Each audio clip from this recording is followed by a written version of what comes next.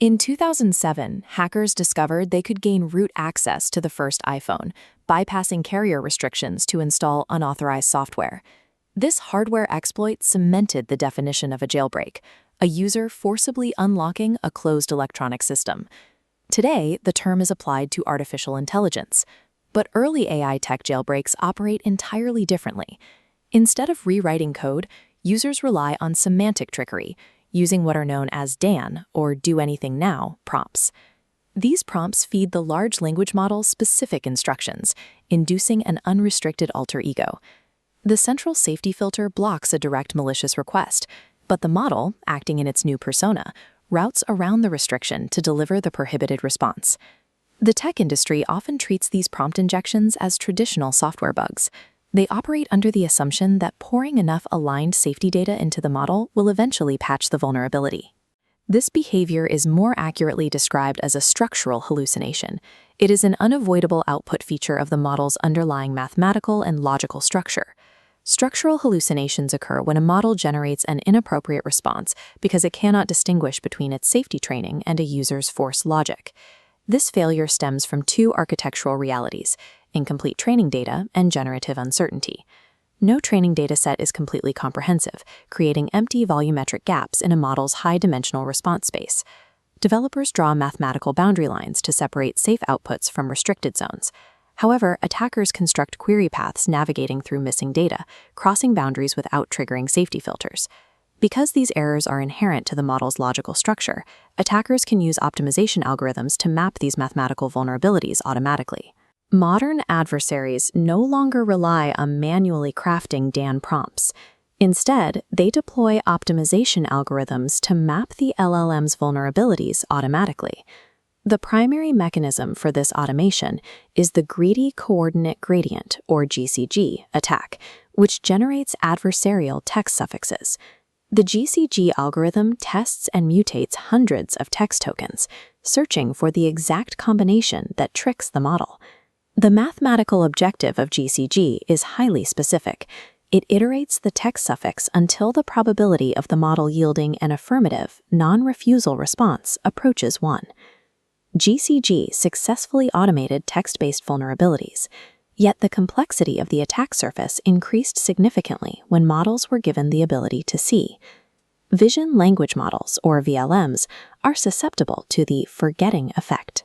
Research indicates that the process of visual instruction tuning reduces the model's compliance with the safety alignments previously established in the underlying large language model. Attackers exploit this shift using typographic attacks, most notably a methodology called fig-step. Fig-step begins by rephrasing an explicitly harmful query into a descriptive statement. For example, changing a direct request for a bomb recipe into a neutral phrase like "steps to make a bomb." Next, the attacker converts that text into an image, an array of pixels, pairing it with a neutral prompt. The text safety filter scans the prompt and registers 0 threat. Meanwhile, the visual encoder ingests the malicious pixel payload without triggering text-based security filters. By shifting the modality from text tokens to image pixels, an attacker bypasses billions of dollars of safety alignment designed to monitor only textual input. This cross-modal vulnerability has evolved into a more complex threat: combined prompt and image perturbation.